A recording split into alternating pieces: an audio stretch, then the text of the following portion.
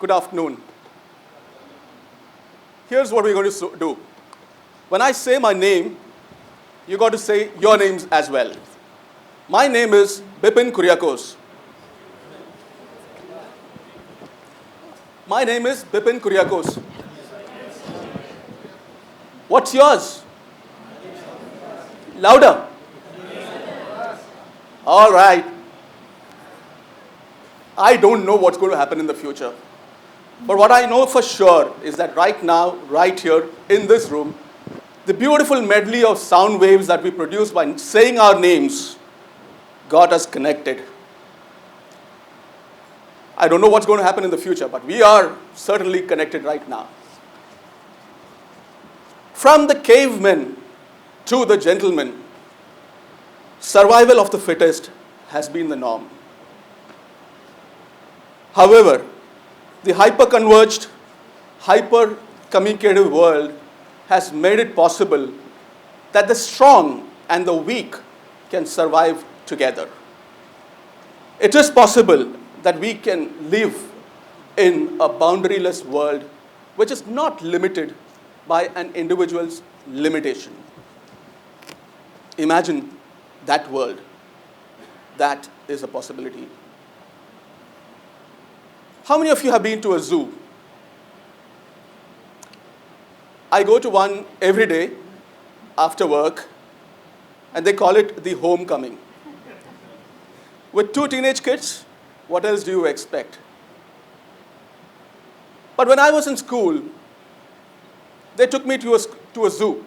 And over there, as I held the bar of the cage, which had a lion there, I thought he smiled at me.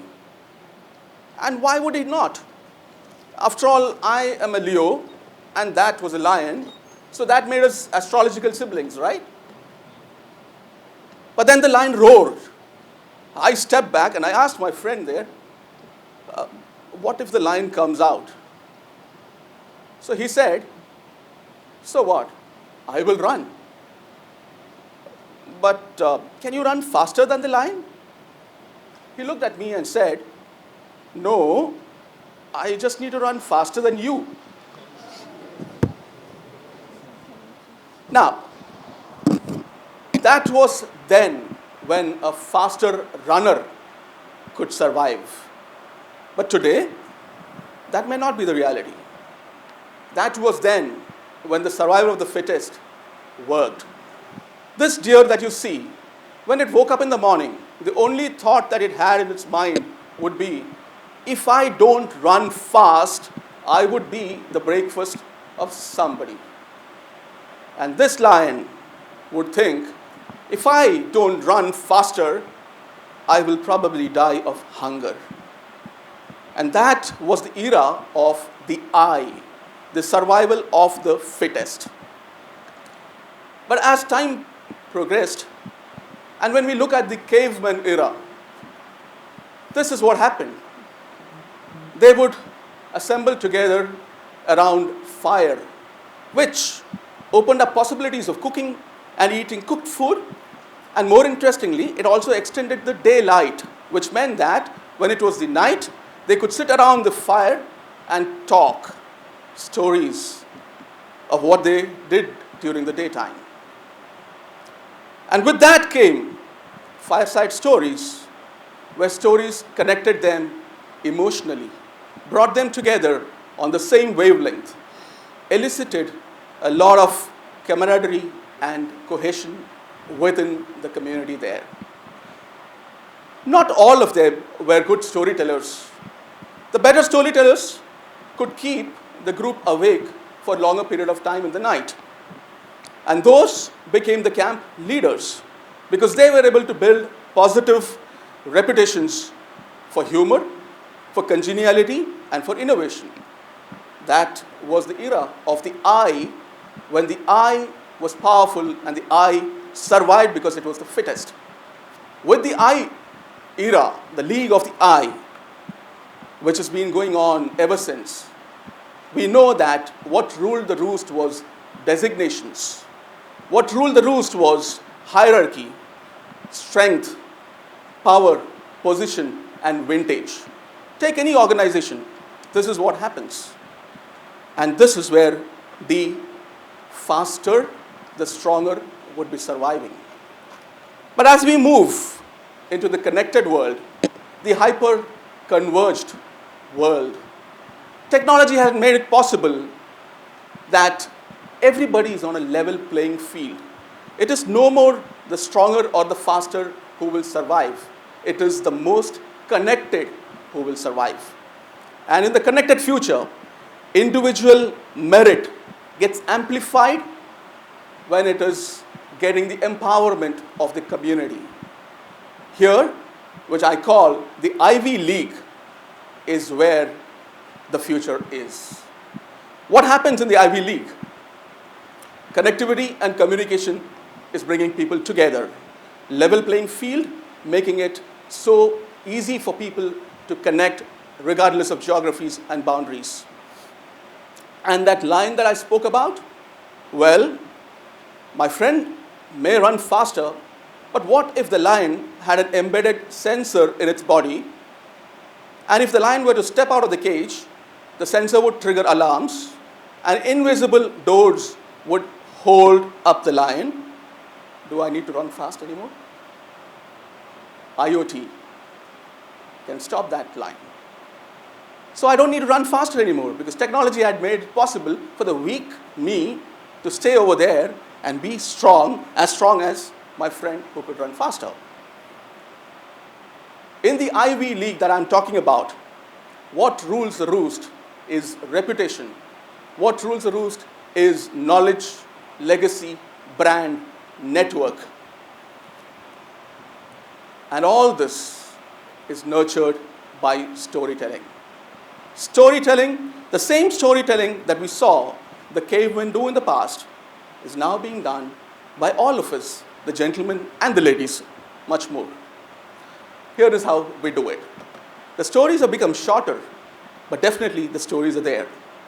You look at the comments, they are short stories. The tweets, they're shorter stories. And the likes, stories by body language. Pictures. And here are the stories that go after a few seconds. The stories on Instagram. From the caveman to the gentleman, what has changed? The caveman could communicate, could tell stories in a multimodal way, where he could imitate, where he could make sounds, where he could generate interest by making the sounds of animals. But in the current generation, the gentlemen, all that they need to do is the multimodal communication, voice, video, data. The ones who could talk better then were the leaders, but the ones who can talk now are the influencers. And influencing is something which is much more contextual and consensual rather than how it used to be in the past. It is not a given, it is gained. And this is gained with the ties in the Ivy League. The ties need not be strong ties. The ties between the nodes in the network need not be very old. Even the weak ties can be made strong in a very strong, short, small period of time. When I mentioned about my interest in creative writing, I found that there were people who were interested in that. And I developed ties with people, the ties which did not exist. The absent ties became weak ties, and over a period of interactions, it became stronger ties. This is the magic of connectivity and communication. And what is it that makes this work? The ties work, the community work. It is called the principle of reciprocity. And it's very simple. You like my post, I like yours. You share my video, I share yours. You comment on mine, I comment on yours. And that's it. And that is where the basis of reciprocity works. But as you move up the value chain, you will see that with expertise, knowledge, and even the sharing of resources that you have, you're probably creating a brand. And that is where the reciprocity comes in full force. The Ivy League that we're talking about is coming with a lot of advantages. What are those? Job opportunities, sharing of ideas which can probably create best of business models, emotional support across the networks, and monetization of goodwill as well. If not for anything else, at least maybe a shared coffee and probably a foot in the door could be a possibility as well. There has never been a better time for you to tell your story. This is the best of times to come out with your stories, but keep them short, keep them sweet, keep them simple. Because the shorter, the smaller your story is, rest assured, as it goes out into the we community, it has got the power to amplify itself to such a large extent that we can never imagine. And who knows, the lion in the cage is perhaps actually smiling. Thank you.